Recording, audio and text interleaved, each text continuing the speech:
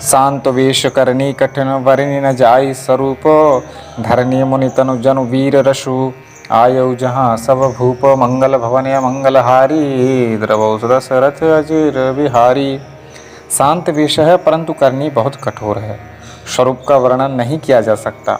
मानो वीर ऋषि ही मुनि का शरीर धारण करके जहाँ सब राजा लोग हैं वहाँ आ गया हो। देखत भृगुपति वेशु कराला, उठे सकल भय विकल भुआला, पितु समेत कही कही निज नामा, लगे करन सब दंड प्रणामा, जहि सभाएं चित बहि हितु जानी, सो जाने जनु आई खुटानी, जनक बहोरी आई। देखत भृगुपति वेशु कराला, उठे सकल भय विकल भुआला, पितु समेत कही कही निज नामा, लगे करन सब दंड प्रणामा। परशुराम जी का भयानक वेश देखकर सब राजा भय से व्याकुल हो उठे, खड़े हुए और पिता सहित अपना नाम कह कहकर सब दंडवत प्रणाम करने लगे। जहि शोभाए चित बहि हितु जानी, सो जाने जनु आई खोटानी, जनक बहोरी आई शिरुनावा, सिय बिलो बोलाई प्रणाम करावा। परशुराम जी हित समझकर भी सहज ही जिसकी ओर देख लेते हैं वह समझता है मानो मेरी आयु पूरी हो गई। फिर जनक जी ने आकर सिर नवाया और सीता जी को बुलाकर प्रणाम कराया। आशीष दीन ही सखी हर्षानी, निज समाज ले गई सयानी, विश्वामित्र मिले पुनि आई, पद सरोज मेले दो भाई। परशुराम जी ने सीता जी को आशीर्वाद दिया। सखियां हर्षित हुईं और वहां अधिक देर ठहरना ठीक न समझकर वे शयानी सखियां उनको अपनी मंडली में ले गईं। फिर विश्वामित्र जी आकर मिले और उन्होंने दोनों भाइयों को उनके चरण कमलों पर गिराया। राम लखनु दशरथ के ढोटा, दीन ही असीस देखी बल जोटा, राम चितई रहे थकी लोचन, रूप अपार मार मद मोचन। विश्वामित्र जी ने कहा, हे राम और लक्ष्मण राजा दशरथ के पुत्र हैं। ये राम और लक्ष्मण राजा दशरथ के पुत्र हैं। उनकी सुंदर जोड़ी देखकर परशुराम जी ने आशीर्वाद दिया। कामदेव के भी मद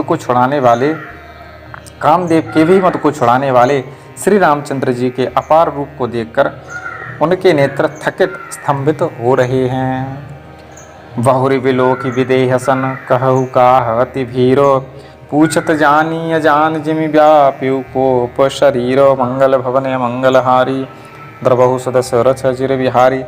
फिर शव देखकर जानते हुए भी अनजान की तरह जनक जी से पूछते हैं कि कहो यह बड़ी भारी भीड़ कैसी है। उनके शरीर में क्रोध छा गया। समाचार कही जनक सुनाए, जहि कारण महीप सब आए, सुनत वचन फिर अनत निहारे, देख चाप खंड मही डारे। जिस कारण सब राजा आए थे राजा जनक ने वे सब समाचार कह सुनाए। जनक के वचन सुनकर परशुराम जी ने फिरकर दूसरी ओर देखा तो धनुष के टुकड़े पृथ्वी पर पड़े हुए दिखाई दिए। अतिरिक्त बोले वचन कठोरा, कहु जड़ जनक धनुष कह तोरा, बेगी दिखाओ मूड़ न त आजू, उलटहु मही जह लही तब राजू।